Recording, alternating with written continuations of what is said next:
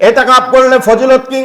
আল্লাহ রাসূল সাল্লাল্লাহু আলাইহি ওয়াসাল্লাম বলেন, কেউ যদি রমজানের শেষ দশকে ইতিকাফ করে তাকে 2টা হজ এবং 2টা উমরার সওয়াব দেওয়া হবে।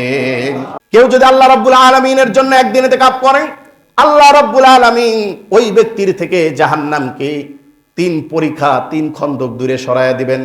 এক খন্দকের দূরত্ব হলো আসমান এবং জমিনের মধ্যে যতটুকু ফাঁকা জায়গা আছে তার চাইতেও বেশি।